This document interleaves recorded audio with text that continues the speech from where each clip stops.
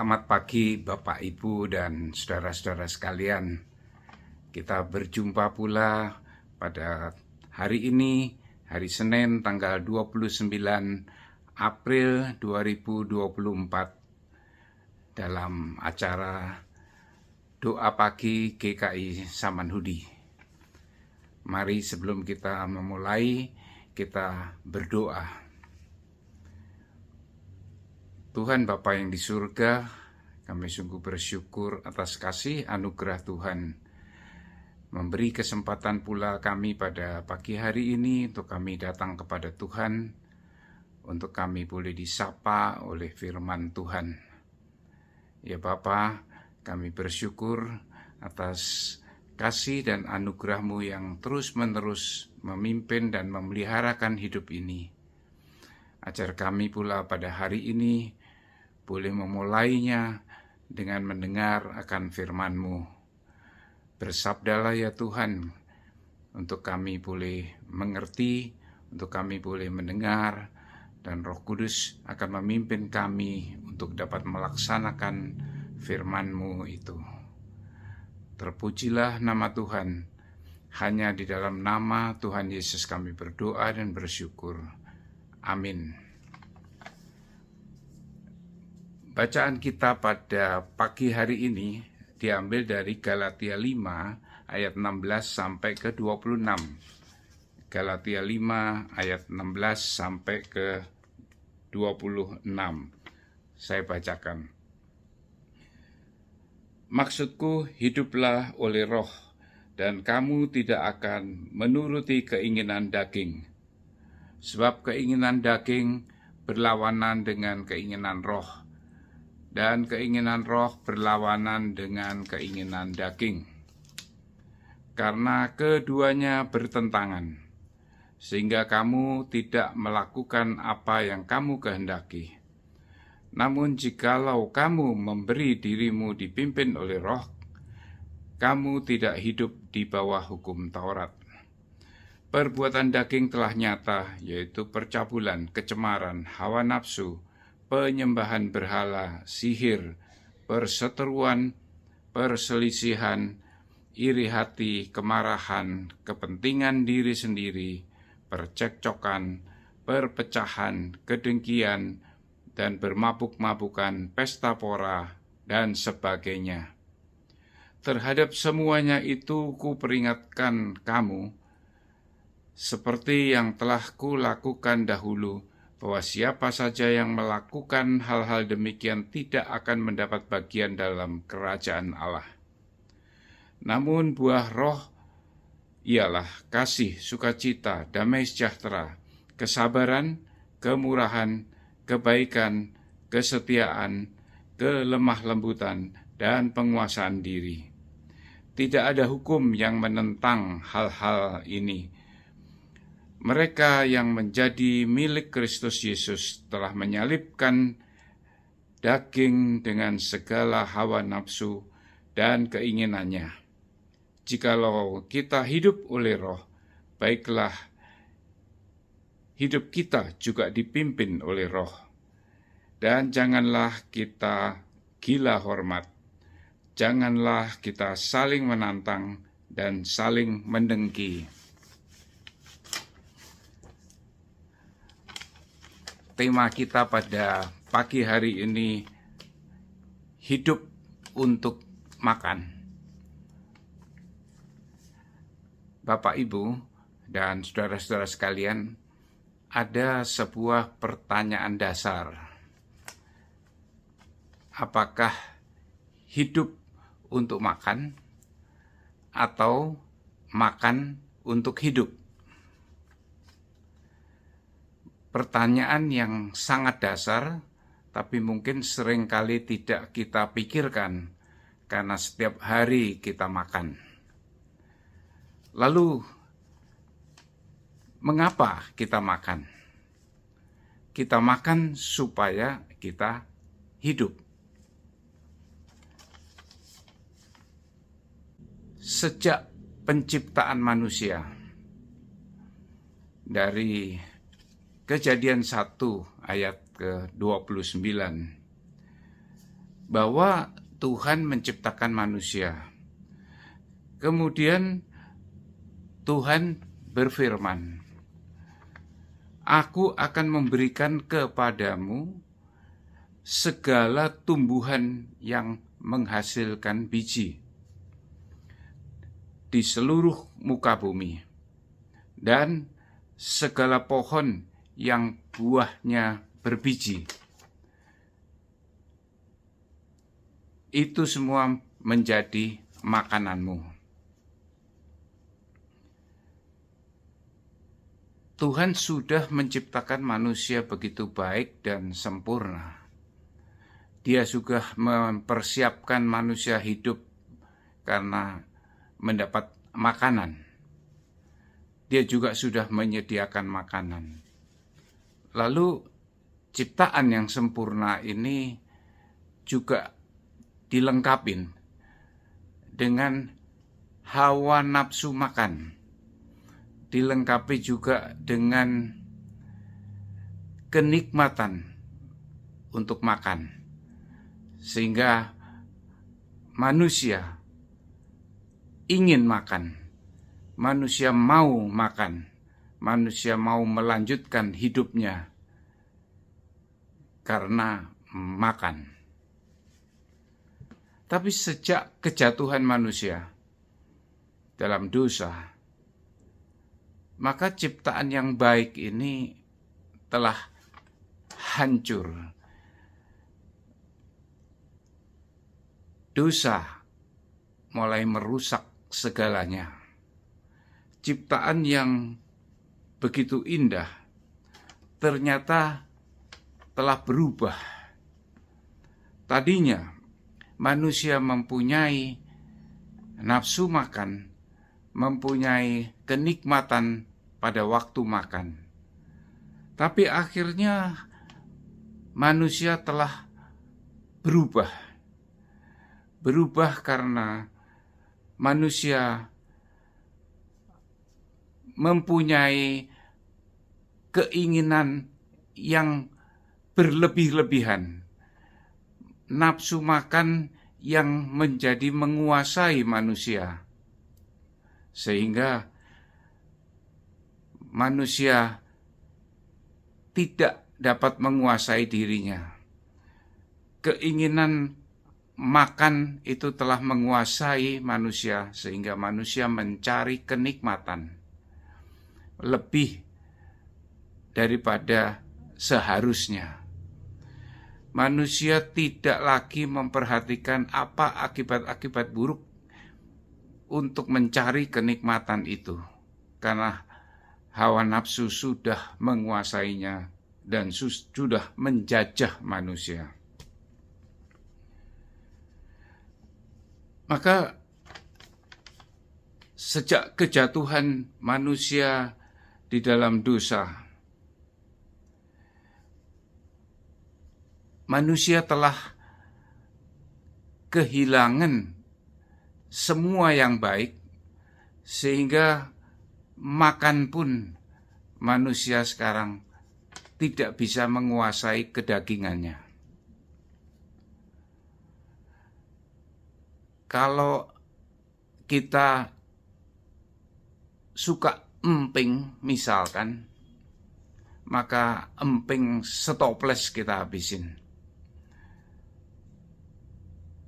Dia tidak peduli lagi apa akibat-akibat apa yang akan terjadi karena makanannya. Masalah asam urat yang timbul, masalah penyakit apa yang akan dideritanya, manusia tidak bisa menahan dirinya. Pada saat manusia menyukai coklat, dia akan makan coklat setiap hari. Dia tidak peduli lagi akan gula darah yang meningkat, akan diabetes yang akan terus bertambah. Maka dia tidak peduli lagi terhadap keadaan tubuhnya. Yang suka daging, maka dia akan mencari all you can eat. Dia makan daging sepuas-puasnya. Inilah nafsu makan yang sudah menguasai manusia, sehingga kita boleh mengatakan tadinya manusia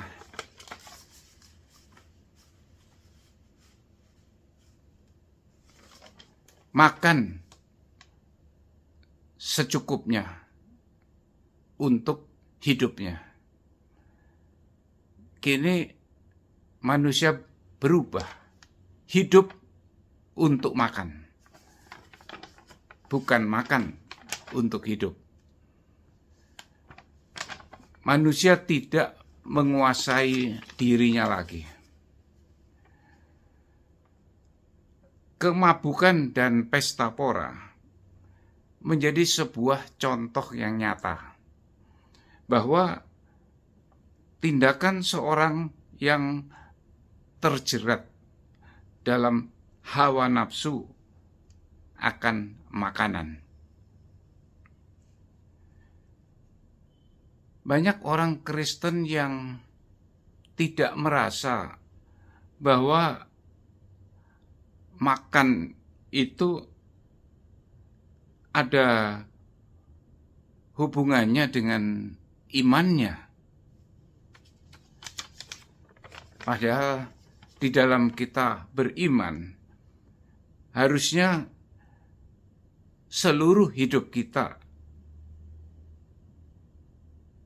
itu kita cerminkan di dalam iman kita kepada Tuhan. Baik kita makan, maupun kita istirahat, maupun kita rekreasi, maupun kita bekerja, dan segala hal yang kita lakukan harusnya bisa mencerminkan kehidupan iman kita, mencerminkan bagaimana kita menyaksikan kasih dan kemurahan Tuhan kepada dunia kita.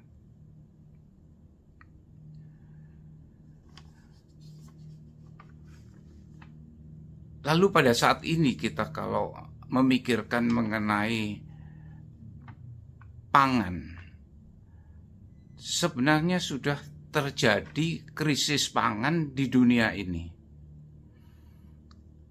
Mungkin kita di Indonesia belum begitu berasa, meskipun kita sudah menyadari itu juga bisa terjadi di Indonesia ini.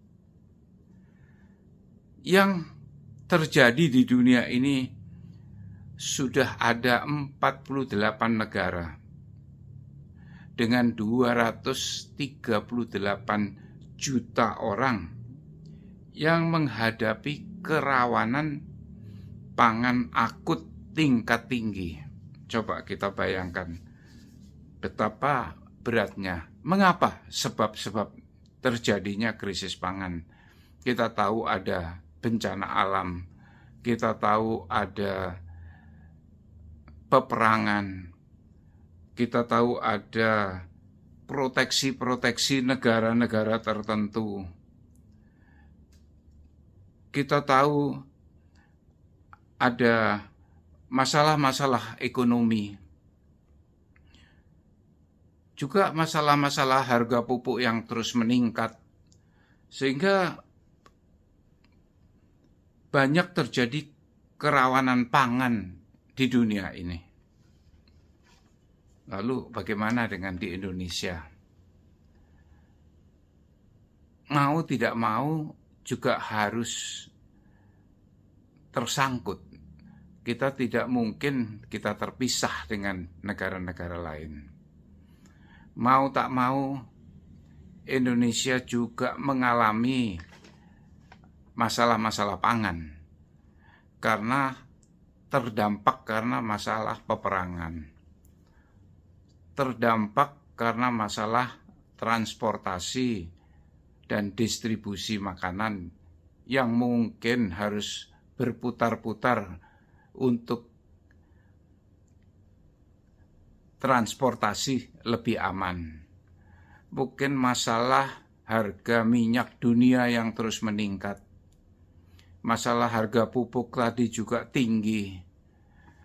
Masalah bencana alam dan masalah-masalah penyakit mungkin COVID yang lalu masih terus membayangi dunia yang makin menderita, sehingga di Indonesia pun mengalami juga krisis pangan. Tapi tentunya kita merasa bahwa di Indonesia ini masih banyak makanan karena hidupnya masih terberkati oleh Tuhan, sehingga masih banyak makanan-makanan lain yang bisa dimakan.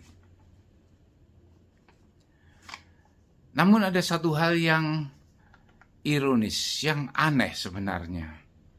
Kalau kita perhatikan kembali di Indonesia ini mengenai masalah food waste, artinya makanan sisa. Makanan sisa tapi bukan dari produksi pangan. Makanan sisa dalam tahap konsumsi di Indonesia ini. Coba kita perhatikan.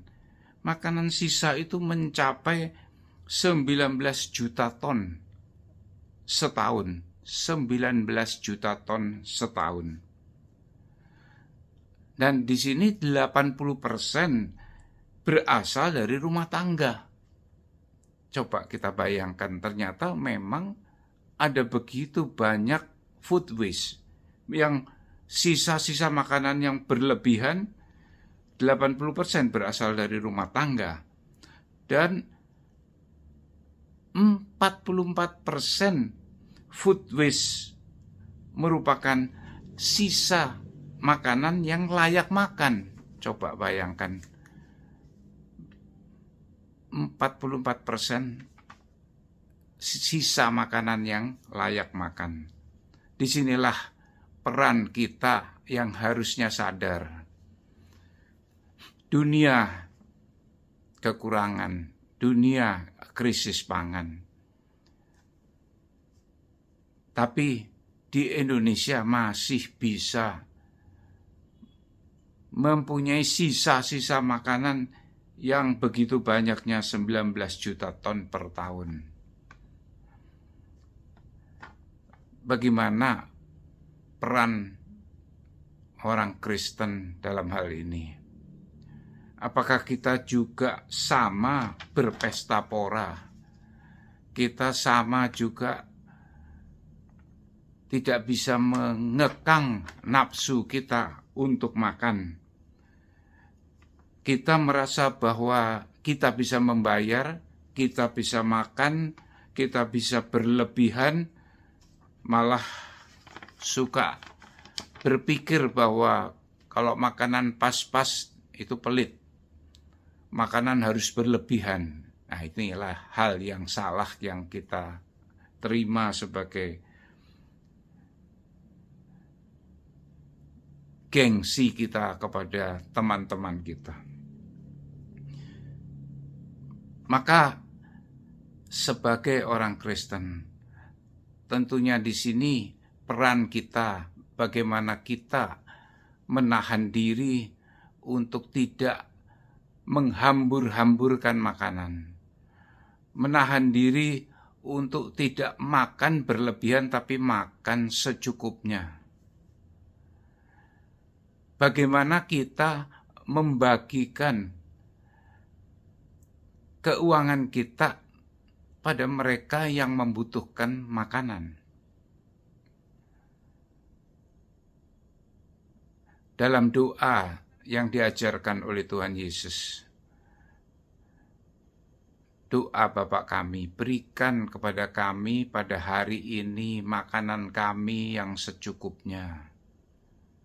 Tuhan Yesus sudah mengajarkan, makanlah secukupnya saja.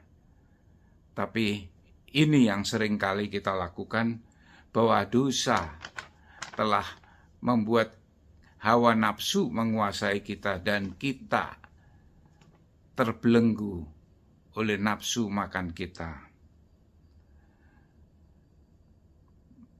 maka makanan yang berlebihan yang kita makan itu juga menimbun penyakit-penyakit yang membuat diri kita sakit. Tapi kita tidak sadar bahwa ternyata kita lebih suka makanan daripada kalau kita sakit juga nggak apa-apa. Ini satu masalah yang serius karena seringkali orang merasa bahwa bagaimana saya bisa makan enak tapi dikasih obat supaya sembuh.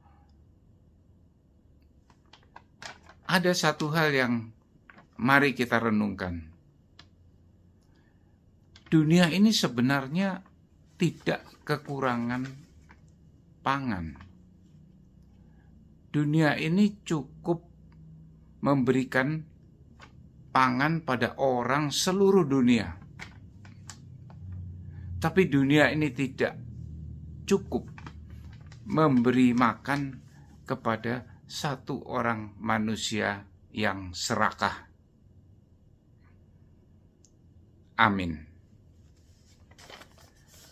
Mari kita berdoa. Tuhan Bapa yang di surga, terima kasih atas firman yang boleh Kau berikan kepada kami, untuk kami boleh hidup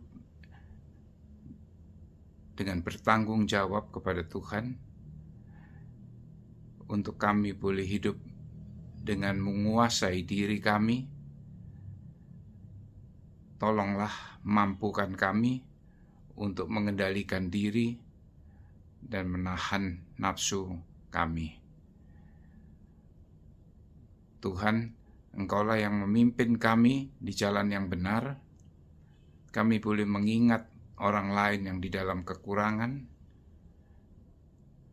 dan kami boleh membagikan berkat-Mu kepada mereka pula. Dan hari ini kami akan mengerjakan pekerjaan-pekerjaan kami. Tolong Tuhan, hanya Engkaulah yang memeliharakan kami, karena Engkaulah gembala kami yang baik. Engkau sudah memberikan kecukupan di dalam seluruh hidup kami. Ajar kami boleh tetap beriman kepada Tuhan menghadapi hari-hari selanjutnya. Biarlah nama Tuhan yang selalu dipuji dan dibesarkan. Hanya di dalam nama Tuhan Yesus kami boleh berdoa dan bersyukur. Amin. Bapak, Ibu, dan saudara-saudara sekalian, selamat berkarya dan menjalankan pekerjaan kita dan kegiatan kita pada hari ini. Tuhan memberkati kita semua. Amin. Bagi Bapak Ibu yang memiliki pergumulan khusus dan ingin didoakan, bisa menghubungi rekan-rekan pendeta di nomor berikut.